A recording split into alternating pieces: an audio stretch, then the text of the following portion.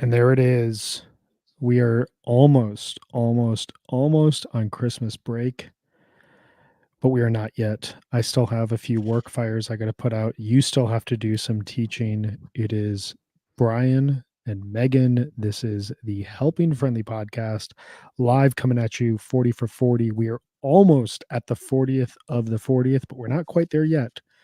We got another heater to prove that your late 30s can be a peak period in your life for everyone out there scared of getting old.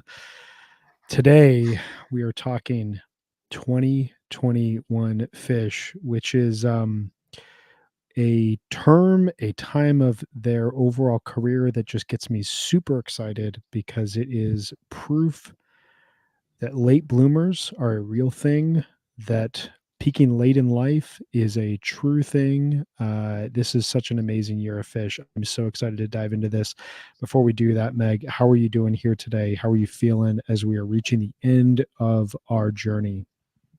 I'm doing great. And I like this talk about late bloomers. I was a late bloomer. I looked very young, never really hit my stride till I was older. So I'm here for that.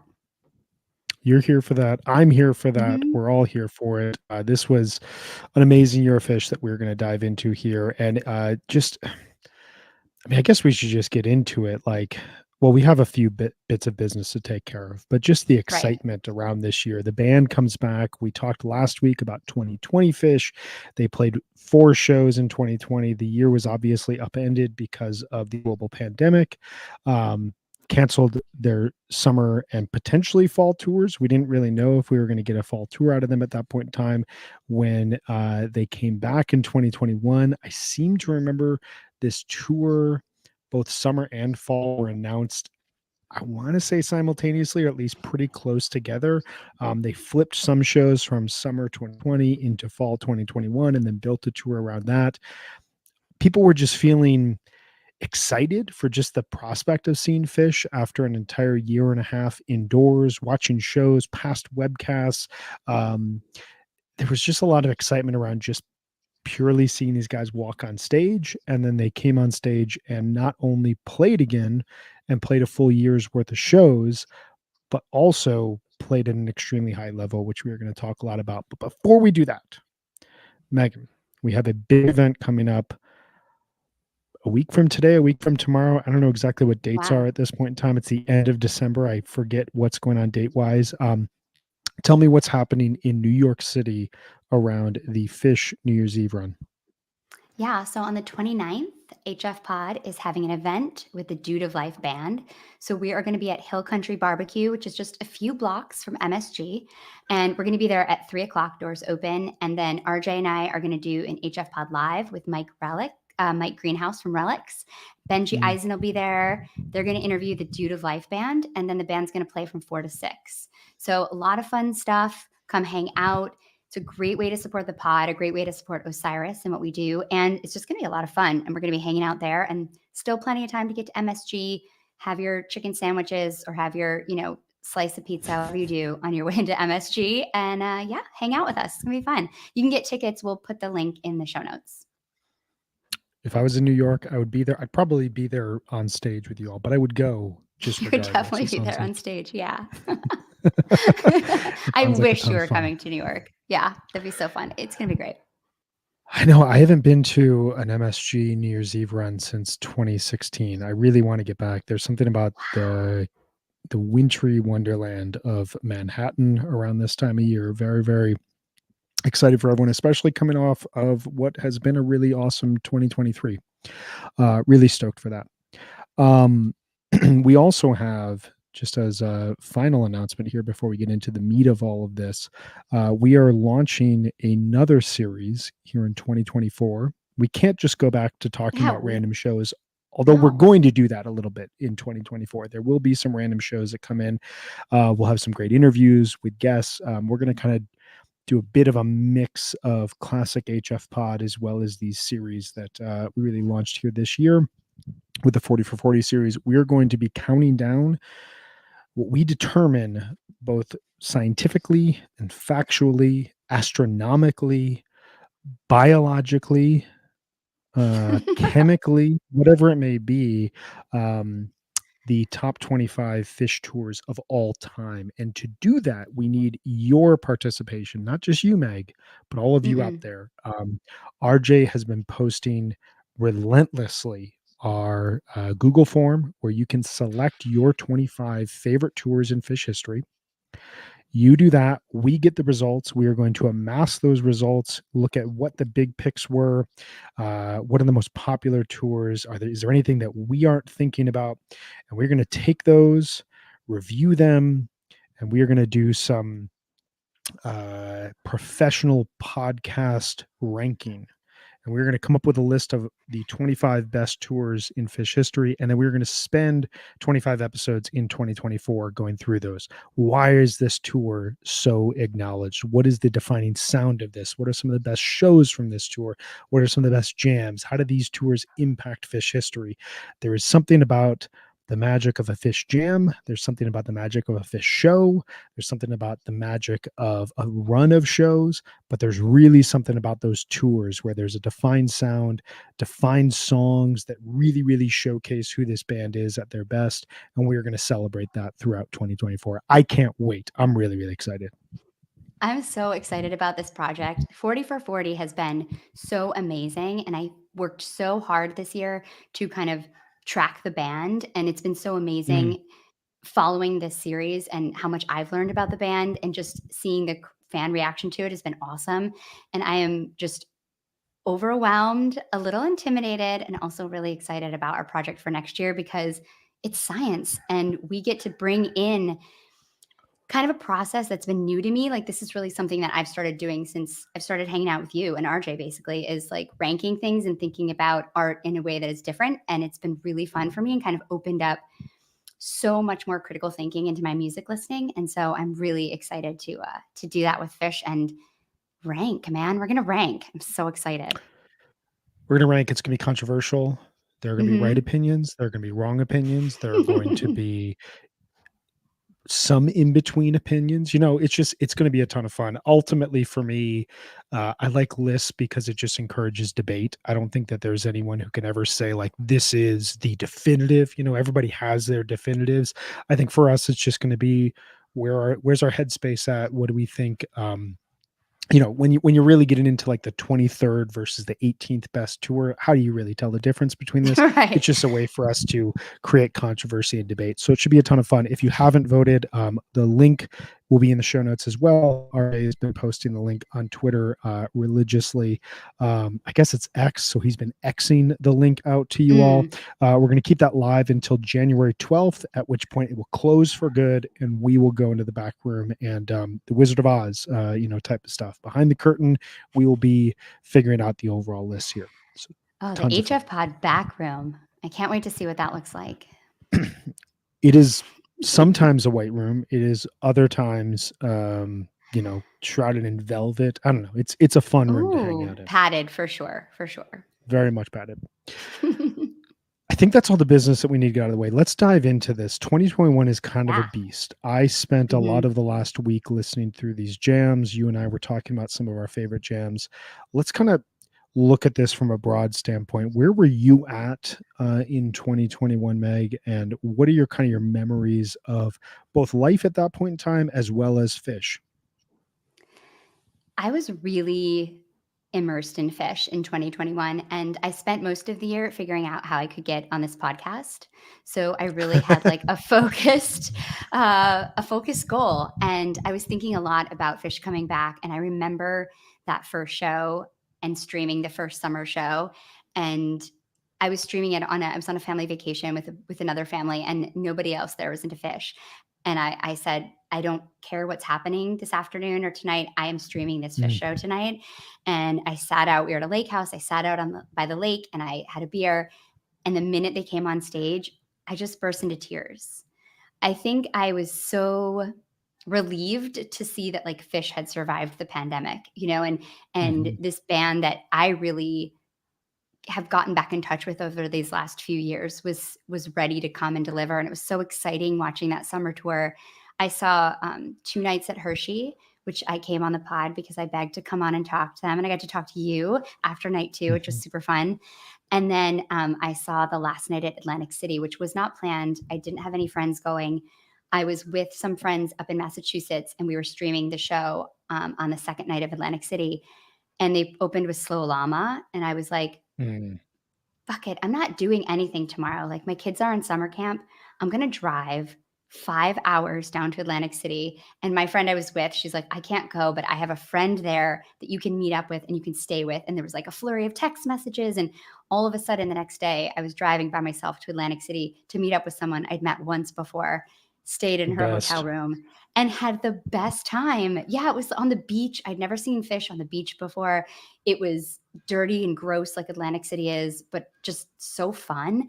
And as I'm dancing there during, I think it was the You Enjoy Myself at the end of set one, I look over and I realize, oh my God, that's my friend that I used to do fish tour with in the 90s that I haven't seen in over Oh 20 years. wow. And Oh at wow. set break, I went up to her and I was like, Erica, is that you? And we both just flipped out. And then we got to dance together for the whole second set. And I was like, I knew I was supposed to come here. And it was just one of those like magic things. So like that's the only fish I saw this year. And I joined the pod in the fall or December. And I was, we spent, you and I spent all of December talking twice a week about MSG and December fish and what the holiday run means. And I was beyond excited for those MSG shows. So when they got canceled, it was devastating. It was going to be my first run, like after being on the pod. And I was so excited. So that was a tough ending, but we still had fun and we got to podcast about it anyway. So it was fun. But Yeah, I mean, your breakdown really kind of describes what a lot of 2021 felt like in a lot of ways. Like, we talked last week in 2020 that the shock of everything shutting down, there was like the sentiment around Mexico where it's like, are we going to be seeing fish this summer? Like, this thing seems to be getting really bad. Everything shut down in early March, and fish defined a lot of that year through dinner and movies, through all the music that they released, so that we would have stuff to consume and listen to and talk about online, through the Beacon Jams, so on and so forth. Going into 2021, I remember at the end of 2020 knowing the vaccines were on their way, that things were going to start opening up again. Tours were starting to be announced for 2021. And once Fish announced their tour, it was like, okay, we are back. This is happening. I still remember we had the option in 2020 when they canceled the tour to just hold our Dick's tickets oh or yeah. cancel them and get a refund. And so when they announced it, I was like, oh my God, I basically just got 3 free fish tickets. Like, I had just completely forgotten Yeah. about it. It was just transferred to 2021. And I ultimately decided that year to do some fall tour shows. I did San Francisco night 1 with RJ. We did a live show out in kind of the pavilion setup that unfortunately celebrates the Golden State Warriors and Steph Curry. I will talk more about my feelings on that team on our NBA podcast. But then I went to Phoenix, Chula Vista, and LA. Some of the best fish I've ever seen in my entire life. I got to ride the rail at Chula Vista. That's insane. That is a show that I've only listened to that show twice since then, because it's kind of one of those, like, I just want the magic to be preserved for the moment. And I went back and listened to a bit of it preparing for this. Mm-hmm. I did not know was that. too, You've only it was too listened to good. it It was twice? too good. Oh Mm-hmm. my God, Only I on the love that. anniversaries. Yeah. Wow, that's amazing. Yeah, it was fun. I got to tour with one of my best friends, Ben Greenfield. The rental car agency that I rented a car from messed up and gave me a convertible, so I got to drive through the desert in a convertible, just Yes. blasting 2021 jams. It was just a great time. Early in 2021, my daughter was born, and in May of 2021, I left my job and I started working full time at Osiris and was able to podcast. And with Fish coming back, I had this sentiment of like, I don't care what they play. I don't care what they do. I don't care how they sound. Kind of like you, I just want to see these guys on stage. And the first show in Arkansas was rough. But I kind of was like, they deserve a show to just kind of get back into the groove of things. and I was on vacation with my family, seeing my family down in Southern California, and so I was kind of like I was listening to the shows, but I wasn't like as active as I would be. And I was kind of just like, I just want to give these guys time to get going. And I still remember that Sunday night they were playing in Alpharetta, and a buddy of mine texts me and goes, "What the hell is going on?" And I was like, "I'm not streaming. I don't know what's happening." He was like, "I have no idea how they're making the sounds on the stage during this tweezer right now." And when that show posted, I listened to that tweezer and I Yes. was just like, "This is a totally different ball game than what we were ready for." Like we were all just happy for Fish to come back, but they came back with a vengeance. I want to ask you, like, before we get into all the nitty gritty here, like that transition from I'm just excited for Fish to come back to Mhm. Fish is here to prove something, Fish is here on a mission. What was that like for you as you were really re-embracing Fish coming back that year? Well, it's interesting because the first show I saw since the pandemics, I hadn't seen them since, 12/30/2019, and then I see the first night of Hershey, which was okay, those Hershey shows were just okay. And but seeing Night them 2 come was on really good. stage, night 2 was interesting and better, but night 1, it was fine. I think they opened with First Tube, which to me was, like, really fun, but the vibe was interesting too because, I don't know if people felt this way, but remember, like, you were going to shows and you were still worried about getting COVID a little bit? Like, it was Mhm. like, would the vaccines really work? Like, are we gonna bring home all this stuff to our families? Like, there was just a lot of that, and I remember we were in the parking lot and we had just set foot on lot. Like, we haven't seen Fish in 18 months. And my friend and I are just like, yes, like we're getting the grilled cheese, we're getting the beer. We're just like, it's summer. Like, yes, we were Yeah. so excited. And then we ran into someone who I'm not going to name. He's like kind of like a Fish micro celebrity. And he was like, oh my God, everyone has COVID. And I was like, what? And my friend was like, what? And she immediately like got her mask out of her bag. And I'm like, it's okay, we're outside. And we were like, no. And we were just, I remember being so mad at him. Like, you've been on tour. Like, we just got on tour. Like, don't scare us. Like, so the whole time in that show, I kept like, my friend was really worried and was like not wanting to be in the mix. And I was like in the mix and then feeling like bad that I was, maybe getting COVID. It was just a very weird Yeah. time. And I think that like to see it kind of move away from that and the band start to play like better and better and then the fall become this like just monster tour that I streamed like so much of and listened to the show if I couldn't stream it the next morning. Like I was just so immersed in it and realizing that this band could peak like this again. It completely blew me away. I mean, this fall tour, I don't get like a ton of FOMO when I'm not at a show unless I'm like supposed to be there. If I'm like supposed to be there and have Sure. to miss it, then I would. But otherwise, I'm like, there's going to be so many shows. I get to see a lot of Fish. I don't feel bad about it. This fall tour, I had a lot of FOMO about, like a lot. I think the Chula Vista show, definitely. And then this number show, it was just for me, both of those shows were shows I would have killed to be in the room for. So it was like that buildup of feeling like I just didn't, I knew that they would get back to being great, but I didn't think they would be this great again. I mean, the shows I saw in 2019 were really good. I saw like some of the best shows that year, just happened to like land on them. So for me, I had like a bit of a skewed vision about how they were in 2019, but I never expected them to play this well. I was the same way. I didn't think that you could properly have expectations for this year because it Right. was so much like the joy of them coming back was the thing. And then we talked about this last week, like the band was clearly woodshedding and had a bunch of cabin fever coming out of 2020 and early 2021. And Trey's got this new pedal and he's got a ton of ideas, and they have some new songs that they want to bring to the table, and some songs that are going to have some really good jamming potential almost immediately. And it just felt as though when they there's that video of Alpharetta night one, they played Chalk Dust Torture, and as they're coming to the end of Chalk Dust Torture, Trey just goes like this, and he just motions to the band like off, we're off and running, and he kind of is smiling, and I remember it turned into like a GIF that summer, but like that sentiment kind of defined where the band's headspace was at this point in time. Like they wanted to just it, it wasn't enough for them to just take the stage and play music again. What they needed to ultimately do was really give themselves, risks and opportunities and chances. And that just kind of built upon itself in a lot of ways. And listening back to this year, there's just a lot of freedom and there's a lot of Yeah. risk taking and there's a lot of spontaneity that is one of the things that we love about this band, but is one of those things that sometimes you get that in heavier doses. And it felt like Mhm. this year specifically, the band not only felt the joy of taking the stage again, but also felt a desire to be like, let's just see what we can do. And a lot of that comes out of the peaks of 2013, 2015, 2017, but also we talked about it in 2018 and 2019. You were hearing the band just be like, okay, what happens after the peak in the jam?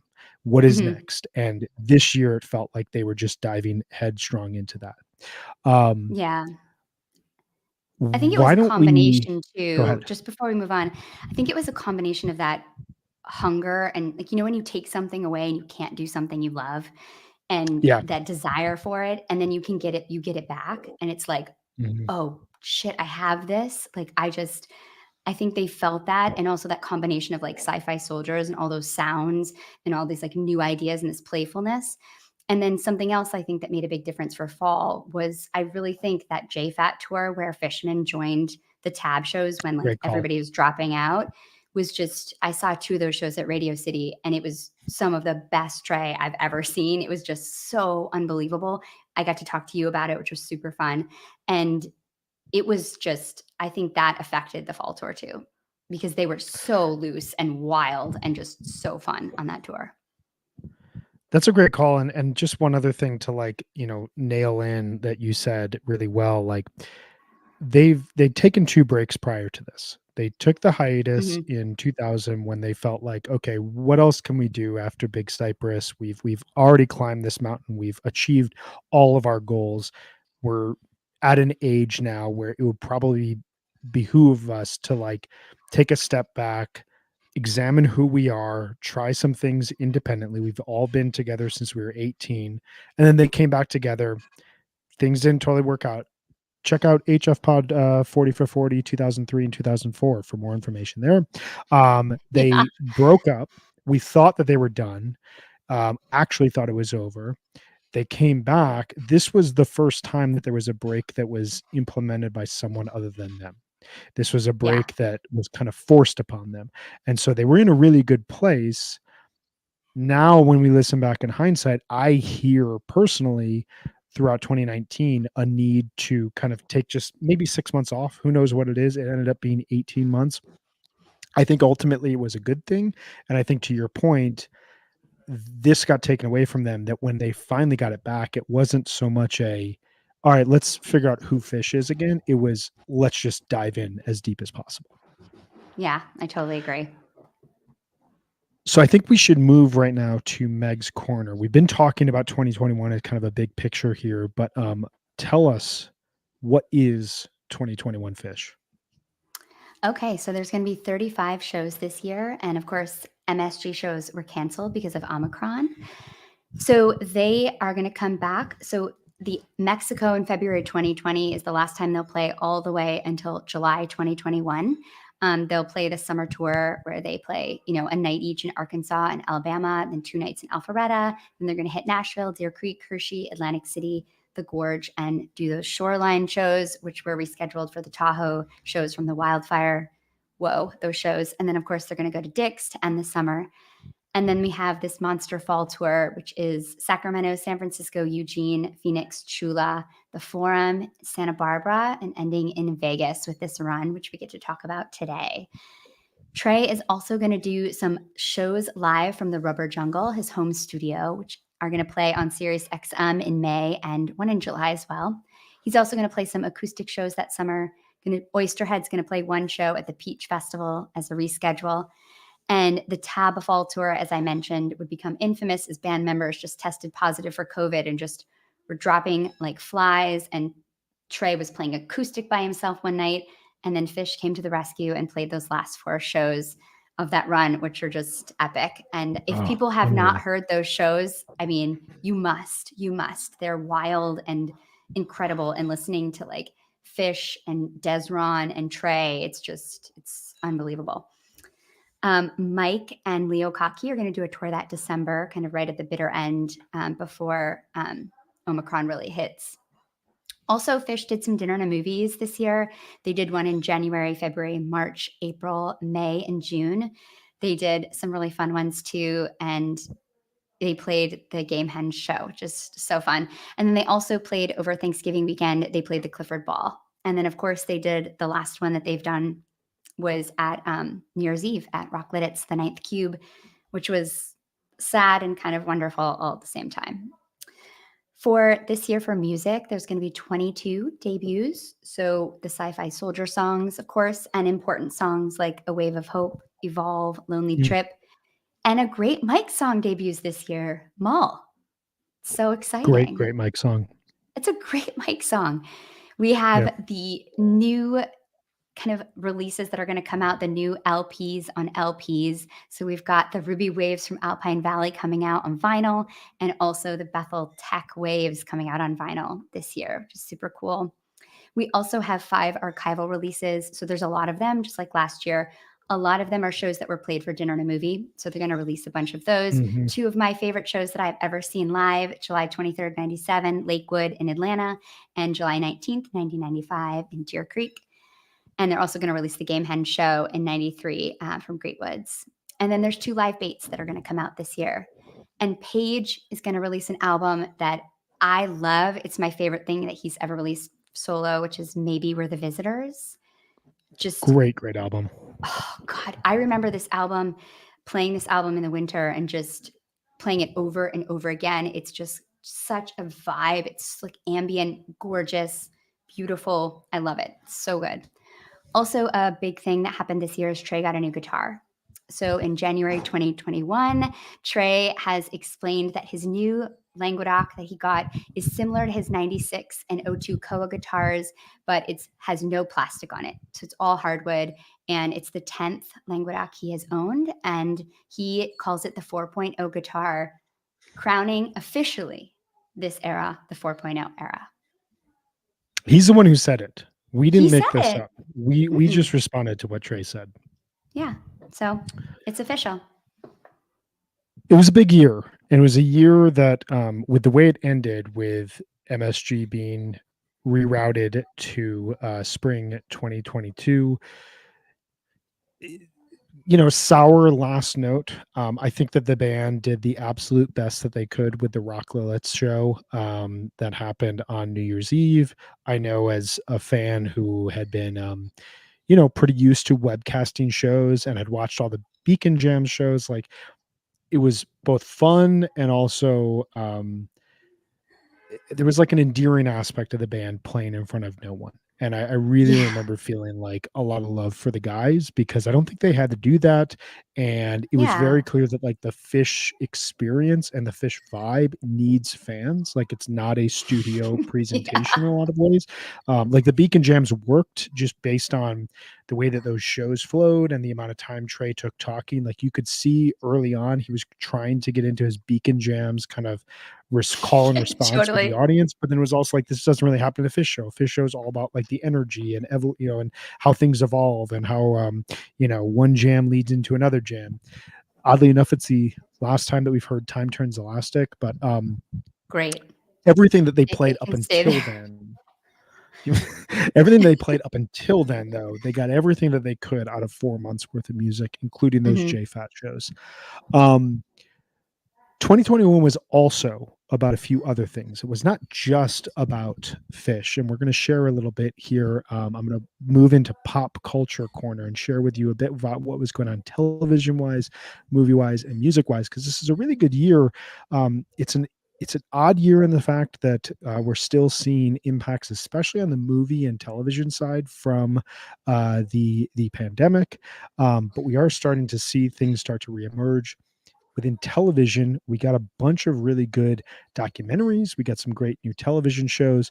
The White Lotus was introduced to us in summer 2021. My favorite show from that year. So good. Really good. Station 11 debuted. Succession came back with season 3 that picked up after a crazy ending to the second season. Reservation Dogs started up. I Think You Should Leave came back for its second season. And then we got three great documentaries. Ken Burns did one on Ernest Hemingway. We got the Woodstock 99 doc that came out and showed just how insane and disgusting that overall festival was. And in late November, right over Thanksgiving weekend, the best time to embrace and understand the Beatles, we got an 8-hour Beatles documentary, the Get Back documentary, one of my favorite documentaries I've ever seen. I watched it all that weekend. We did a huge podcast about it here at Osiris, just like totally immersed in that, just hanging out with the Beatles for 8 hours. Like, please sign me up. I will do it all the time. Have you seen that? That was so cool. Yeah, I watched it with my parents who were massive Oh my God. Beatles fans. And it was so fun because I'm obviously I like the Beatles, but I've never like been one of those like rabid Beatles fans. And it was so cool to watch it with my parents, my mom, who was like somebody who was like the age when like she was like a teenager during the Beatles. So for her, it was just like, this was huge to her. And so it was really fun to watch it with them. It was awesome. It's incredible. Yeah, I don't like, there's been a lot of really, they're so exposed in a lot of ways, and there's documentaries about every aspect of them, but to just hang out with them for 8 hours, there was nothing like it. It was the best. Yeah. Movie wise, we got, this is like Netflix and Apple TV are starting to take over the movies. We're going to get an Apple TV movie to win Best Picture in 2021 in Coda. This is kind of we're Mm. starting to see movies slowly but surely coming back. We had some great ones though. The Dig came out early in the year. Great Carey Mulligan performance. Summer of Soul. Speaking of documentaries, great movie about the festival in New York in the 60s. The Last Duel, a movie I just saw, excellent movie. Brad Pitt and Matt Damon reunite in the 14th century France. It's just incredible stuff. The Velvet Underground documentary came out. Todd Haynes Can Do No Wrong, and he put that out. That is like one of the best ways to understand the Velvet Underground on screen. The first of the Denis Villeneuve Dune movies came out. The French Dispatch, The Power of the Dog, King Richard, which Will Smith won Best Actor for after punching out Chris Rock on stage. House of Gucci, Licorice Pizza, an absolutely wonderful film. Don't Look Up, not a wonderful film. Nightmare Alley and Drive My Car. It was a kind of up and down year for movies, but we're slowly but surely coming back. Once we get to this 2023, man, we've had some great movies this year. Did you see anything Yeah, good in 2021? well, I didn't really love Licorice Pizza. What? Yeah, Oh my because I goodness. didn't like Alana Haim in it. I So someone just loved her. mentioned her. Oh my God. No, I Thank you, don't Came to think Play. she I'm was right there with you, good. man. I don't think she Really? was good in it. I just didn't believe her. Yeah. I don't Okay. know what it I was. mean, I it was just her didn't believe first her. performance. Yeah, I mean, I also have like a thing, like all these Nepo babies who are like, I'm gonna act, I'm gonna sing, I don't know, which is fine. I mean, we would all do it if we could, but I feel like you have to be really good if you're gonna get it that way. And I just don't think she's that good. I loved the camera on her. She just had that magic. I just loved hanging out with Mm, in mid 70s Paul Thomas yeah. Anderson's mind. Did you like Cooper Hoffman? Yeah. Yeah, I did. I did. Yeah. Yeah. I thought he I was mean, great. anything in the 70s, I'll watch anytime because it's my favorite decade. Anything. But yeah, especially high school in the 70s. I don't know why I had this like weird fantasy about high school in the 70s. It just seems like so fucking awesome. Like there just seemed to be like a freedom, and it's so Americana to think about like being, Dazed and Confused is one of my favorite movies. Like this idea of being a teenager in the 70s just hits me right. Yeah, like your parents didn't care where you went. Every Yeah. car could be fixed with like a wrench. Everybody smoked. Um, Everybody smoked. Yeah, it was great. you had Like mom hangout spots smoked. left and right. Yeah, like Um, now if a mom smokes, like you're like gonna be like, burned at the stake. Like moms could everyone smoke, smoked. teachers could smoke, like anybody could smoke. It was just like it's fine. Loved it. Yeah, it's an interesting period of time. And the movies, oh my God, the movies from that era are just amazing. Yeah. Music too, which also there was good music that came out here in 2021. Floating Points, Pharoah Sanders, and the London Symphony Orchestra put out Promises. Turnstile put out Glow On. Japanese Breakfast put out Jubilee, one of my favorite records that year. The Weather Stations, Ignorance, Mdu Mokhtar's Afrique, Victim, Cassandra Jenkins, An Overview on Phenomenal Nature, one of my favorite album titles. An album I know you loved, Snail Mail's Valentine's came out. Yeah. The Last Low record, Hey What, came out. Their companion to Double Negative, one of my favorite records of 2021. Yasmin Williams, Urban Driftwood, The War on Drugs, their last record, I Don't Live Here Anymore, came out. Olivia Rodrigo's Sour, Riley Walker's Course and Fable, which was my favorite record of 2021. Steve Gunn's Other You, and Bad Bad Not Good's Talk Memory, in addition to a lot of other albums. Really, really good year for music. What struck you musically in 2021 besides Fish? Yeah, I mean, I think a lot of what you said. I love that Steve Gunn album. I think that the Snail Mail album and the Japanese Breakfast. I mean, she was everywhere. Japanese Breakfast, like everywhere that year. Whenever I think of that year, Yeah, like, she put out a that's what I think about memoir. her. Yeah, she was just so like present in the music scene. So that's what I think about when I think about that year. The first Jonathan Hart album, the first JM Hart album, came out in Yes. 2021 as well. Our wonderful co-host who could not be here today, he picked this show. He is the reason we were talking about this, and he put out a really good album in 2021 as well. Yeah, it was a great year. Like it felt like we were still half in 2020 in a lot of cases, but Yeah. live music was coming back, and a lot of the lingering issues that were caused by the pandemic spilled over into this year. But there was Fish, and as we've talked about for the first 30 minutes of this episode, it was a really, really great year. Since Jonathan's not here, you and I, why do you think that we are talking about this show when there are so many other phenomenal shows that could have been picked in 2021? What are your thoughts on why we're talking about this show? To me, this show is the perfect example of what Fish does really well with self-imposed limitations. Like the flow of this show is unbelievable. It's a gag show, but I feel like that's insulting because what it accomplishes is a set list, which they had planned out, but was the flow in between all of the songs. Like it is so beautiful. I was listening again I mean, the whole show is incredible, but I was listening again to the second set this afternoon, and it's seamless. Like everything just flows from one to the next.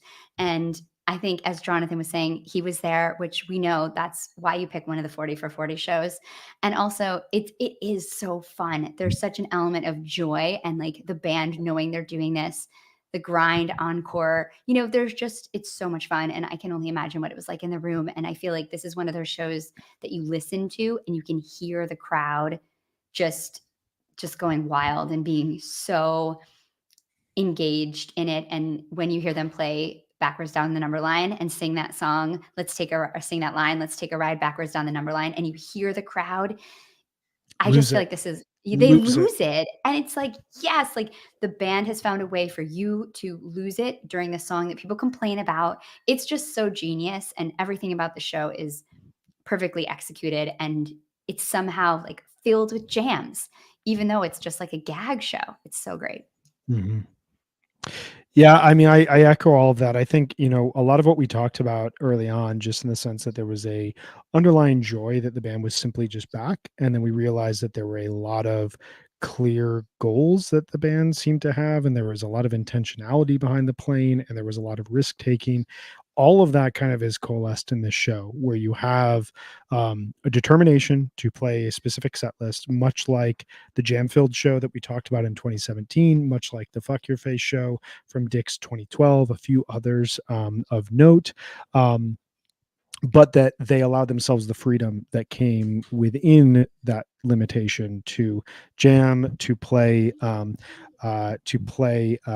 with kind of abandonment, to play with just like a ton of energy and a bunch of creativity. All that sort of stuff happened within this overall show.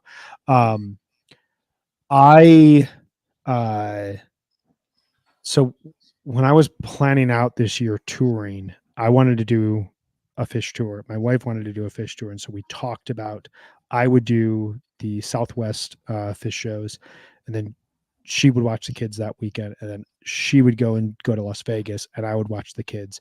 And it's kind of the one example of like both of us won, because I Yeah, remember webcasting totally. the show and feeling a sense of FOMO, but also being like, how awesome is it that she is here? Like, I just got to see all these really good fish shows, and now she's seeing what this is like live and in the moment. Yeah. Just an awesome, awesome trade-off, an awesome experience. Let's dive into this. Do you want to read set one for us so that we can talk through this? Yeah, before we do though, I want to play a voicemail from a listener that we really love and someone that is special to the pod. So I'm going to play this right now. Just make sure I have the right one. Oh no, it's not. Let me check. Okay, here we go. Hey guys, it is your boots on the ground Las Vegas local, Justin. I'm actually in the work parking lot. I can see the JB. sphere off in the distance. If anyone has extras for April, hook me up. I got shut out. Anyway, great voice on Needs the a Numbers ticket. show. Great tour, great year. Is this a top 5 tour of all time? Top 10 tour of all time? Guess you'll talk about that next year.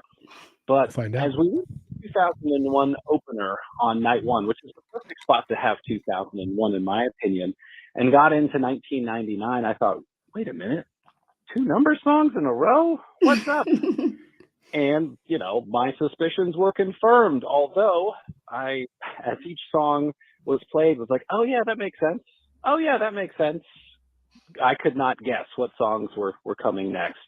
I love the connection between the total number of this show and how they tied that into the Sci-Fi Soldiers set. Night 2 was spectacular. Just a real spectacle, even though perhaps Casbah Vox, you know, the music was a little longer lasting, stands the test of time more. This is just a great sort of spirited run, just from start to finish. So much fun. Although, unlike everyone else who saw these shows and travels to Las Vegas, I actually had to duck out of the Halloween encore a little early to go home, shower, and turn around and come back to work. So not a very Vegas. I wanted to hear you guys' thoughts on the show. Keep up the good work. Oh, thanks, Justin. It's so awesome. First of all, I don't know. I think like going all night at a show and then going straight to work is pretty Vegas. Like that's pretty badass. And props up to you, Justin. I think that's amazing. Yeah, I saw the entire 2018 run with him, and there's no joke. He comes to the show, he is there, he is fully into it, fully invested, and then he shakes your hand, gives you a hug, goes home, you turn on the news, and he is on television the next morning. It's absolutely insane. I don't know how he does it, but Oh my God. you know, it's amazing work by the dude. That's commitment. I love it. Thanks, Justin. All right, I'm going to read us set one. So I just Do want it. to say what's crazy about this show is that there are 9 jam chart entries for this show. What? That's bonkers. Okay. Set one is 2001 into 1999, into 555, into 46 days, Strawberry Letter 23, into 20 years later. I mean, There's only 6 one song in songs, that second set that is not jam charted. It's insane. It's so crazy. A 6-song first set, like it just makes me go. And I have to say, before we get into this, Brian, I can't tell you the number of times I have played this 2001 into 1999. You know, it's my shit for sure because it's my stuff. But the way that the energy and just the absolute throwdown that this first 30 minutes of music is, I have gone on so many runs to this. I've danced alone in my kitchen to this. I've put this on when I'm getting ready to go out. This is my fish. It's so good. This is the first time that 2001 opened a show since 9/22/99. Is only opened 6 fish shows in history. Bunch of those were in the early 90s as it was first debuting. Notably, the first drum beat does not appear on the Live Fish tape until 2 minutes and 18 seconds. It's just sonic noise, walls of sound. And at this point in time, the show prior to this, they opened with a 20-minute Pebbles and Marbles. The show prior to that, they played a 25-minute You Enjoy Myself in the second or third slot of the show. The show prior to that, they opened with an 18-minute Fluff It into a 17-minute NICU. They could do anything at this point in Mhm. time, and they were just letting it all hang out. And it kind of feels like, as I was listening back to this, like there's just synths almost immediately from Page in this 2001. The band just sounds loose, they sound confident, they sound like they're having a ton of fun. At some point during the end of 2001, as it's fading to 1999, Trey steps to the mic and quotes Prince and says, "We're Yes. not gonna hurt you, we just want to have some fun," which just like sets the tone. To Justin's point, like this whole run, is there ever, like, aside from maybe the Baker's Dozen, like this is the most interconnected run in Phish history, where every show seems to have like calls and tributes and little hints of what's going to come, and diversions and moments where the whole what was it, the little squirrel, whatever it was called, Yeah. that they kept doing, the hello, how are you, good, we hope you have a great time, like that was filtering throughout the tour. Like there were all these diversions to make fans jump online and read more about Phish history. And like here they are opening with 2001 into 1999, which was the first in 7/26/17, the third ever at this point in time. I mean, it just was like that magic of, we have no idea what this band is going to play, we have no idea how they're going to play it, happens during the first two songs in a way that I don't personally think had happened like this since the Jam Filled Show. Yeah, I agree. I think they come out and they just sound so engaged and communicative, like right away. I mean, this is like 17 minutes of just pure funk. Like, Yeah. to be able to play that when you open a show of just like really just delicious funk, and it's 14 minutes before they even build into the song. Like you don't get that first big crescendo build until 14 minutes in. Synth madness. Yes, all the time. I think 2001 is like the best opener ever. Like it needs to be done more because it's just instantly throws you into the show. And then the Yeah. 1999 Jam gets so dramatic. It is like piano, and it just has this like dramatic feel to it. And I kept thinking that during this show, that like all of these jams sound super different. Like they all are so unique in their own way. Cause then you get a 555, which jams. Yes, please. I saw a jammed out version after this in Atlantic City the next summer. I mean, it wasn't this Yeah. good, but it was good. It was good. It was really good in the first set too. But this is like cool and eerie. And there's this like, before 7 minutes, it's like really, really pretty, like right before 7 minute mark. And Trey sounds so effortless. And maybe it's the new guitar, but the tone in 2021 is like absolutely perfect for me. This is like how I want Trey to always sound. This is the first time this song hit the jam charts. It's almost 10 minutes.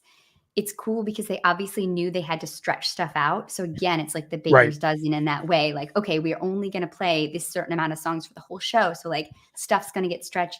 And the fact that they decided to do it in the first set is cool. Or maybe they weren't even planning on that. Maybe they had, were planning to do 8 songs in the first set and only needed to do 6. I don't know, but it's, Mhm.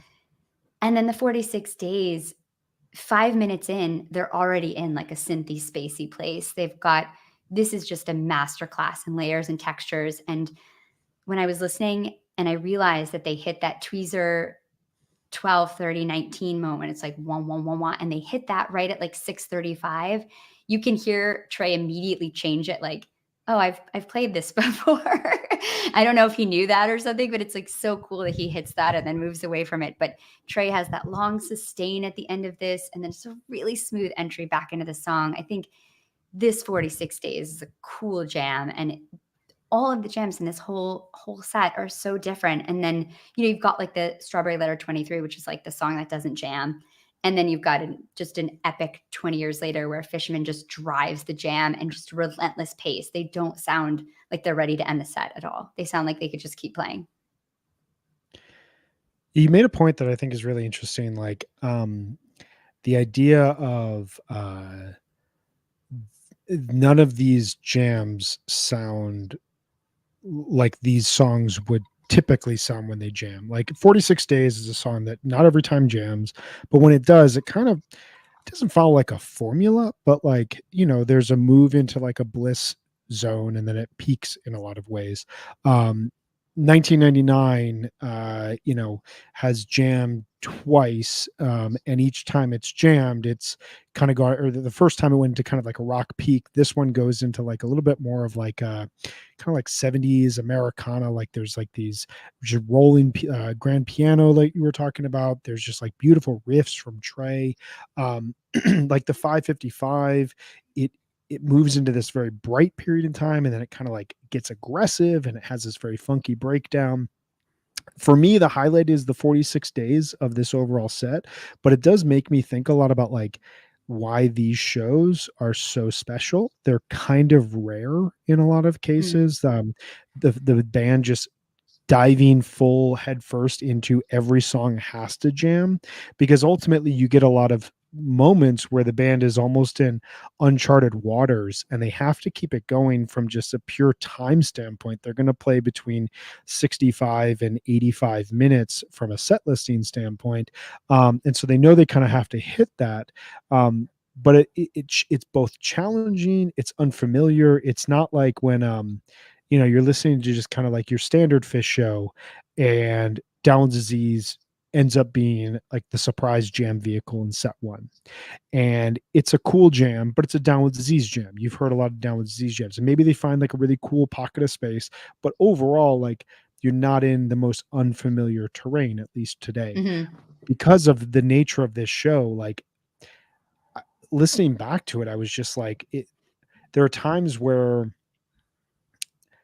I almost don't even know like what era of Fish I'm listening to, because they're kind of like picking from all these different aspects of their history in a way that like when you listen to the 20 years later, they go into like two versions of Me style jamming. They go back into like Allman style jamming. There's this like ping pong riff that Trey plays before bringing back the Jedi pedal. The synths are going crazy. They're very ominous at a point in time. There's kind of this like dueling nature between Trey and Page, with Trey playing the Jedi pedal. They go to like very like close to silence around 1445, and then that like rises up again before going back into 20 years later. It's just a very unique jam in a way that like I can't imagine is easy for them to play. And I would imagine it's why we don't get these shows all the time. Yeah, I think that makes a lot of sense. And even like if you think about the 2001, like that's such a 97 jam. This like just funk, just like laying down a groove funk for like 15 minutes. It's so fascinating. That's the one thing about 2021 that like, as I've listened this week to like kind of like the best jams of the year, there's a lot of variety. Like, interestingly, they were playing with a lot of like, Trey's obviously using a ton of effects, and you can hear like the Sci-Fi Soldiers influence, but the jams don't sound repetitive. There's not like, oh, this sounds like a 2021 jam. To me, they have like a lot of diversity, which is incredible.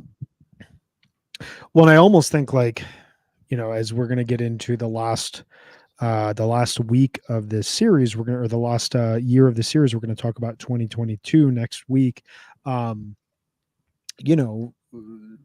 excited to revisit it just in the context of the series, because I didn't love a lot of 2022. When I think about it now in context of listening to a show like this, and in context of listening to so much 2021 Fish, it feels like every night they went out there and let it all hang out, and they took a bunch of chances. And that's not totally sustainable, even for a band as experienced in improvisation as Fish is. And you almost hear them like reach the kind of natural conclusion of what is possible when every single show you're going out there and being like, we're just going to throw this thing on shuffle and see what happens. And it's going to be really wild and really unpredictable and a ton of fun. But we're trying to pick out and like parse out lessons and ideas that we can use in the following years. So I don't know, really excited to like continue exploring how this year has impacted them. But before we do that, we have to cover the second set of this, which is what continues the theme. I remember there was a lot of chatter at this point in time. Is the number set going to be a one set thing? Is it going to be a whole show thing? they come out and they open up with Seven Below, and lo and behold, we're in a full theme show. Do you want to read us the second set? We can dive into that. Yeah, absolutely. So Seven Below into If Six Was Nine, into 5 years, into Two Versions of Me, into NO2, Army of One, My Sweet One, First Tube, into Character Zero, with an encore of Backwards Down the Number Line and Grind 2. So we continue the theme from set one. We get, what did we get? We got 5 jam charted songs in set one. Here we only get 4, so not as cool as set one. No, I'm just kidding. It's a really, really cool, wild set. This Seven Below, I mean, I was looking through this. The best versions of Seven Below are basically contained to 2.0. It's like 220, 713, SPAC 04, Alpine 04, and then you get these like random scattering of Albany 09, 1128, the Baker's Dozen 721, and 123118 from MSG. Really great underrated version if you haven't heard that. And then this version, and this one we get like a lot of synths right out the gates from Page. We get this very beautiful melancholic riffing from Trey around 5:15. The jam moves into kind of like this hypnotic chordal jamming. It gets very militaristic, like Fishman is just like hanging on the snare drum in a really creepy way. A lot of synthesizers from Page. It moves to kind of this interstellar space. The Jedi pedal comes in. It gets very dancey, gets very dreamy. Then it gets like, it ends in this heavy drony shoegaze jam. Like it's a really diverse jam. I think that this and the 46 Days ultimately ended up being my 2 favorite moments of the overall show. But it's really just cool how a song like this, employed in a show like this, where a lot of the great versions came from a previous era in Phish history. This isn't a song that's necessarily been forgotten, but it's played like, I don't know, once every 20 or 30 shows. Like the biggest gaps are 40 to 50 shows. So like it's never played on a regular basis, but when it appears and it has this like spotlight, you remember Phish can both write huge compositions like Fluffhead, and then also these like oddity little songs like Seven Below that feels like it came out of a sound check and births really interesting jamming. Curious your thoughts about this Seven Below, and maybe take us into If Six Was Nine as well. Yeah, I agree. I think this song has such a vibe to it. It's definitely a weird song in the sense that it just doesn't sound, it's not a rock song, it's not a ballad, it's kind of like in between. And to me, it is kind of like reminiscent of the 2.0 era and this just like kind of in between space. Yeah. And it's never a song that I'm like, oh, I hope I hear Seven Below tonight. It's not a song that you're like ever just wanting to hear, but when you hear it, it's always kind of puts you in a mood. And I think this starts off the set in that mood in a really cool way. And like you're saying, leads to this really interesting jam that goes a lot of places. And I think the kind of washes of sound that it ends in is like the perfect melt into this If Six Was Nine, like psychedelic journey that you get to go on. I love this If Six Was Nine. I just think it's so fun to hear them play this song. You get that kind of like really, I love when Phish plays like old rock music, like old 60s and 70s, like psychedelic music, because it's so just, it hits just a spot for me. And hearing them play that like synthy swirling over that, and then they peak it, and you get that like great rock star peak from Trey, and Page is on the piano just like wailing. And then the last 5 minutes is just total madness that kind of melts into that super contemplative space and just right into 5 years, which this is the perfect song at this point. I think it's sublime. It's transcendent. It's so touching and beautiful and sad and gorgeous. I was listening to this song on my walk home from work today, and I was just overcome with the emotion that it brings. And I think that I actually think this whole beginning of this set is so incredible all the way through, even NO2. Like I think after that it starts to like play into a little bit of the gag of having to like play these certain songs in a row. But for some reason, the Seven Below in If Six Was Nine, 5 years, Two Versions of Me, which is gets spacey and has the whale call and has that kind of like weird vibe too. And then to land in NO2, which is, it's only the 9th time the song's ever been played. It's so weird. I've never seen it. It's so fishy. It's so like only Fish would ever play this kind of a song. And I'm totally chasing stuff like this now, which I think is because I spend too much time hanging out with you. But it's definitely like weird. Like now I want to hear like Catapult and NO2 and like, all these weird songs. Oh, But yeah. this is so weird and good and perfect here. And I think that first chunk of music it's a masterpiece, I think, in set listing. Yeah, the stretch from Seven Below to NO2, I'm right there with you. It is, and then the fact that it really only is possible because of this. Like 5 years had been played one time before the Halloween 2016 show. This is the second time that has been played. Man, like when he pauses and says, the verse about seeing the girl in the ice cream parlor, and he pauses and says, "I don't think you knew you'd be in this song." Like that kills me every time I hear it. Like those two, like getting Hendrix into Bowie is just such a special thing that can happen with that. Only Fish can kind of really do that and really nail it. If 6 was 9, like it sounds like Fall 97 when Trey is incredibly aggressive. Like I think of the Wolfman's brother from Champagne on 11:19. This is just kind of Trey being like, "Get out of the way. I've got this." And in fall 2021, he was at a point where he was playing at a level that was it was him and Paige at just like a very high creative level and very clear understanding of each other. Fishman was absolutely tearing things apart during this year. It's a very heavy 15 minutes worth of jamming. But kind of what we're talking about here with like this segment of the show, it got me thinking about just how insane fall 2021 was from a set listing standpoint. And you combine 1016, the San Francisco show that has that huge Carini encore that has a simple midway through set 1 that is really beautiful and wild. 1020 from Eugene, some really interesting jamming throughout there. You get Energy opening things up. You get Split Open and Melt into End of Session, back in Split Open and Melt. Huge Ruby Waves in set 2.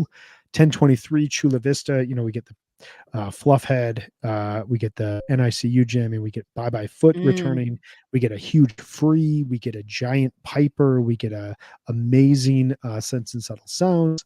1026 from Santa Barbara, where we get 20-minute Pebbles and Marbles opener, the second jammed out sample, and then we get this like very cool suite of songs in set 2.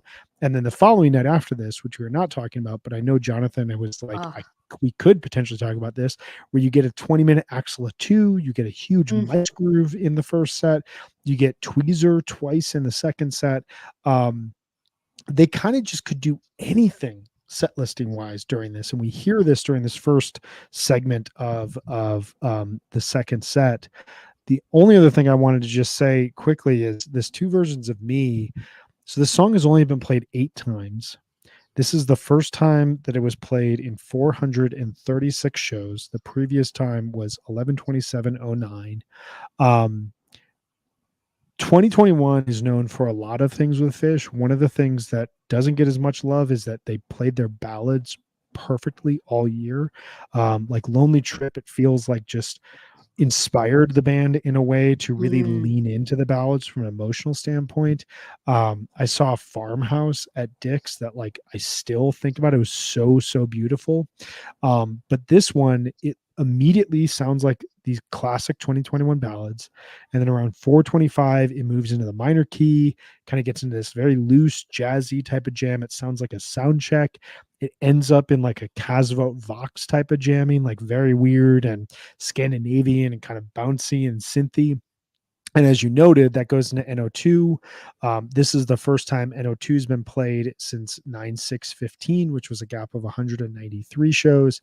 You get this really cool like sirens and just very gorgeous build. Like they're jamming NO2. They're not just giving you the NO2. They're giving you synths. There's like Zooropa type effects from Trey around 2 minutes and 20 seconds, and then it fades out almost like End of Session. And we move into the final portion of the show here. What are your highlights here towards the back end of the second set and as we move into the encore? I think in Army of One, Trey's tone just sounds so good, and that just stood out to me. Like he just sounds beautiful and effortless throughout this whole show, but especially there. I thought My Sweet One had wild, like fun energy. It just So sounded much. like right? Hey. Yeah, it sounded like an early 90s version of the song, like the way they used to Yeah. play this when I heard it, like when I used to listen to tapes, like just like super fast, really fun, really vibrant. I thought that was really fun. And I think First Tube and Character Zero, like you kind of knew they were going to be there and they were great. But those, I think Army of One and My Sweet One were really fun. This first tube I really love. Like this is, we get at 5:50ish, we get like this driving riff from Trey. It moves beyond the first tube theme, gets into like a blissy space. We get Seven Below teases at one point. It moves into kind of like this discordant jam segment, and then you get synthesizers. You get the tremolo from Trey, one of my favorite effects that he uses. They don't even bother finishing first tube. It just goes into Character Zero. Perfect way to end it with Zero. We get some sludgy fun in the overall build-up before moving into the encore. Jonathan talked about this. You mentioned this. When they sing, backwards down the number line, the crowd goes wild. It's a really, I mean, we are huge Numberline stands at this podcast. The Numberline hate is not welcome here at this podcast. There's no way that we are listening to Fish in 2023 without this song being written for Trey. It is emotive. It makes me think of my friends. It makes me think of all these great memories. And to have it be played at the show, you get both excuse me, you get both like the thematic nature of it of, okay, we literally went backwards down the number line, but also this heartfelt like signal that this show was special. The show meant something. We both felt it on stage. You guys felt it out in the crowd, everyone watching at home. And then the grind, where they count down all of their songs with the grand total being 4,680 digits, which what does it mean? Who knows? On October 28th, we don't know what it means. What were your thoughts on just kind of the overall conclusion of this show and kind of last thoughts on the show as it is? I think it's kind of a perfect example of how much thought they were putting into their shows at this time. I think that there was a sense of reckless abandon. I don't know if reckless is the right word, but a sense of like freedom when they were playing and jamming, but also like a really intense thoughtfulness, which I was thinking about this when you were talking before we started to talk about second set. It probably isn't sustainable to be like working this hard at putting shows together, to be creating new music for Sci-Fi Soldier, to be creating a show at that level, and also to be producing all of these thoughtful set lists and digging through and playing these songs they haven't played in so long again. And like, there's just a lot of work that went into this. And those shows always feel so special. I think that's, before we went live, you were saying this is our third Vegas show in the series. And like, I think that's why these shows in Vegas are often very thoughtful and a lot of time is put into them. And I wonder if that was unsustainable for 22. I think they have all that build up. They're doing all that work. It's exhausting. And then to maintain that is just tough, especially when you're not working towards the Halloween album. I think these Halloween albums just always seem to result in incredible music from the band leading up to it. Yeah, we found out at some point, I think it was in the build up to the Halloween show. It was right around there that they had written those songs prior to even going out on tour, that they were part of sound checks. And it suddenly like made the year make sense in reverse. Initially you thought like, well, they're just inspired because they're back and they have these new toys. But there was almost this like gimmick the band was playing for the entire year. Like they knew what they were going to debut on Halloween. And I think like maybe we should close on talking about Sci-Fi Soldiers and their legacy, because I think on the one hand, there's definitely an argument to be made that like a lot of these songs sound like they could use a little bit more time finishing the touches on and kind of giving us a sense of, a little bit more there. I think, there are some songs that have lingered and lasted. Obviously, the band loves playing The Howling, of which I saw a fantastic version at Dick's this year. They enjoy playing Egg in a Hole. And I love The Howling. Just gonna say, I'm here for that song. I liked the version that I saw at Dick's. There's a really funny video of me not excited for them starting The Howling and then the jam off the Howling, I was like, okay, I give up. This was amazing. They love playing Don't Doubt Me, but a lot of these songs, like they just played the Ninth Cube for the first time this fall Mhm. since Sci-Fi Soldiers. Thanksgiving, I remember really liking the Inner Reaches of Outer, the Unwinding, Knuckle Bone Broth Avenue. I thought was a really cool song. That's Like I fun. feel it's a really fun song. I saw Mhm. them play Clear Your Mind, which like kind of worked. I don't know. I feel like I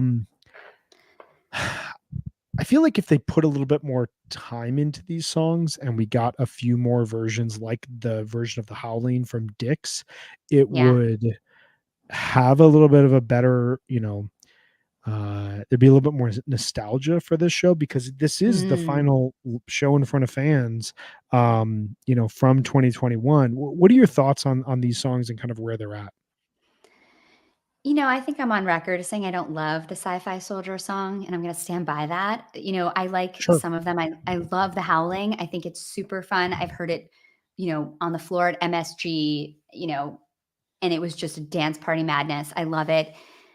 I think that some of the other songs, I think Knucklebone Broth Avenue is cool.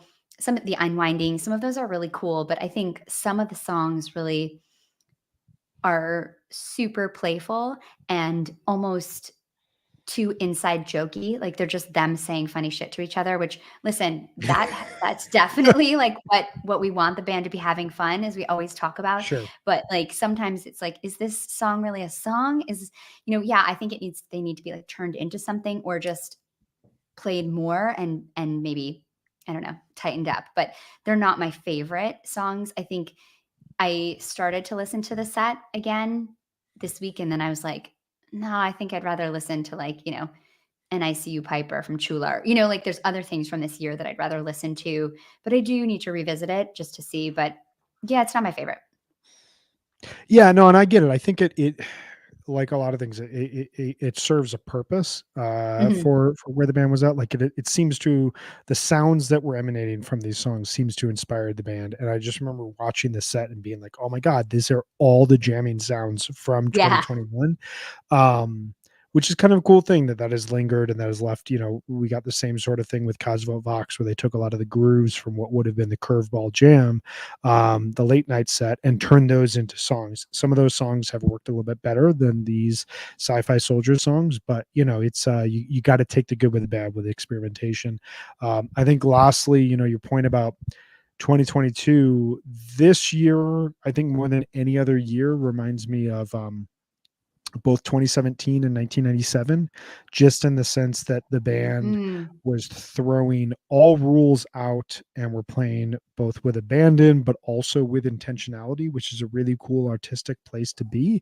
They were just letting things happen while also being like, this is the sound and this is the structure that we're going after. And that isn't totally sustainable. At some point, you do kind of Mhm. have to take a step back, examine where you are, play to other strengths within your catalog. And we will see, as we're going to talk about next week, a lot of big themes from 2021 moved into 2022. And some things worked, some things didn't work. And then they did the same thing, brought new themes into 2023, which has been a really interesting year all the same. So this was kind of a reset. This was kind of a peak. That was just like a fascinating period in time in the band's history. And I'm so glad that we got to talk about it. Anything else that you would like to say about 2021? Yeah, I think just that idea of like if the band making really weird music results in this kind of a year of jams, then I'm totally on You're board in. and I'll take all the Yeah. weird music. Yeah, like if that's what has to be done to get them to get this place, I'm happy with it. Let's do it. And I think we should end by playing a voicemail that has to do with this Please. show and also some stuff that's coming up. So let's get those pulled up.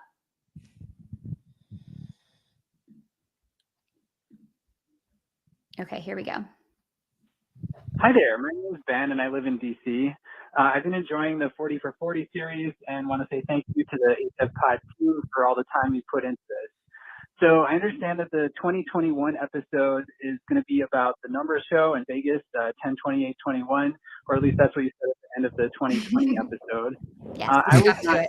So, but I want to claim credit for this amazing set list because I predicted it 6 years earlier, or manifested it, or whatever you want to call it. Hell yeah. So just for fun, I was coming up with various set lists, posting them on Facebook, and here's what I posted on August 16th, 2015. I wrote, here's another themed fish set list, though I think this one only has enough material for one set. The rules: covers are allowed only if fish has played them at least 10 times. And to interrupt my past self for a second, just an aside, I put in that arbitrary rule about covers because I felt like it would be making it too easy for myself if I could just put in any song by anyone. But at the same time, I couldn't make this list and not include 2001, which is a cover. So I just came up with that rule for this purpose. But so here's the set list. Love that I a good wrote. rule. Backwards down the Science. number line into 2001, 555 into 46 days, 20 years later, 7 below, 2 versions of me, my sweet one, character 0. And this was a friends-only post, so no one saw it except my Facebook friends, most of whom are not fish fans. And then fast forward 6 years, and they did it. Not exactly the same. Of course, when Fish did it, it was 2 full sets, and they included a bunch of covers. Of course, they're Fish, so they're not bound by anyone else's rules. They can do what they want. And they played backwards down the number line in the encore rather than at the beginning, but I think I was still pretty close. So what happened? I don't know. Maybe one of my Facebook friends shared this with the band, Probably. or maybe I have psychic powers, or most likely we came up with the idea independently, but who can really say? So now we're almost Nobody at the can. end of 2023, and I'm excited to be headed to New York next week for the New Year's run. And now that I have a successful track record of predictions, I came up with another themed set list. So this one was inspired in part by the 12/1/84 show at Nectar's, where, for listeners who aren't familiar, they played Scarlet Begonias into Fire by Jimi Hendrix and then into Fire on the Mountain. So I don't know if this actually works musically, but it looks cool on paper. And this time I threw in one cover because why not? So here we go. Set 1 opens with Set Your Soul Free into Free, and then a bust out of Windora Bug into Bug, the Dogs into Dogs Stole Things, Cool Amber and Mercury into Mercury, and Ruby Waves into Waves. Set 2 is Ghost into Ghosts of the Forest, the Birds into Birds of a Feather, The Man Who Stepped into Yesterday, Beatles cover. Okay, so sadly it gets cut off there, but how fun is that? It's amazing. I think that's a great know. call. What a play on words. What would that be, like the palindrome show? I don't know, Yeah. there's something about that's very whimsical, and I love it. That Scarlet Fire is a ton of fun. You should definitely check that out. But yeah, that's a great call. And just as someone who used to spend his time writing weird fish set lists down that the band would never play, it's amazing the idea that the band actually played Right? more or less the show that he wrote down in 2015. That was cool. Thank you so much for that voicemail. Thanks so much for the love, and we appreciate you all. And with that, we're going to, I mean, I think you and I could sit here and talk for another 3 hours about 2021. Probably. What an amazing year. So glad that you were able to join the podcast that year. It has been a total ride. So much fun ever since then. And I'm just glad that not only did we get Fish back in 2021, but we also got this version of Fish back. It's been just amazing this week to go back and re-listen to this, as we've done over the last year as we've gone through this series. We have one more 40 for 40 before we close the chapter, close the book on it. We'll be talking 2022 next week. We don't know what we're talking about at this point in time because the person picking that show is on vacation and has not told us what we are talking about. Which, you know, is okay for now. It's Thursday. We got a little bit of time, but I'm hoping that we get an idea of what we're going to be talking about here soon. You guys will all be in New York by the time I think that we do our next episode. I don't even know. The days are all... It's very confusing Days are dates everywhere. right now. Yeah, it's everywhere, but I'm sad that it's almost over. I have to say, this has been the most incredible project, and I'm just sad that next week's our last week. Ooh, Bethel night too. It's going to be hard. I had a lot of fun on 2022 and saw a lot of fish, so I'm really excited to see what RJ picks. I have some funny stories about the fish shows that I decided to see Yeah. in 2022 because it did not work You- out as well for me. No, I feel like I happen to see really great shows, and you happen to see We the flipped. not really great shows. Yeah, we flipped. I but should have been at that's Bethel Night too. I'll just put that Yeah. out there. That was a show I should have been at. Really, really excited though to dive into that. Thank you everyone for hanging with us here today. Hope you all are feeling good, feeling festive ahead of the holidays coming up. Hope everyone is safe, healthy, gets to be with family and friends, and has a good time over the next couple of days. We will see you next week, not only for the coverage of 2022 Fish, but also Megan and RJ will be live. Give us one more time in New York City. What's going on? Yeah, 1229 Hill Country Barbecue, 3 o'clock doors, 3:30 HF Pod Live. Me, RJ, Mike Greenhouse from Relics, and Benji Eisen and the Dude of Life Band. Come hang with us. Will Benji be sharing any further jam band rumors, salacious and or otherwise? Well, he has been on the email chain that I've been on with him, so he might. I think if you pull Benji in a corner at that event, you could probably get some good info. It's going to dish the goods. Going to dish the Yeah. goods. Well, excited to hear your guys' show and excited for us. We're going to all get back together after the new Yeah. year to talk MSG 2023. 4 more fish shows this year. 4 more fish shows. Awesome. Can't wait. And then we're going to be kicking off our top 25 series. So lots of stuff coming up. You guys all enjoy the holidays. Be safe. Be healthy. We will talk to you all soon. Happy holidays, everyone. Thanks, Brian.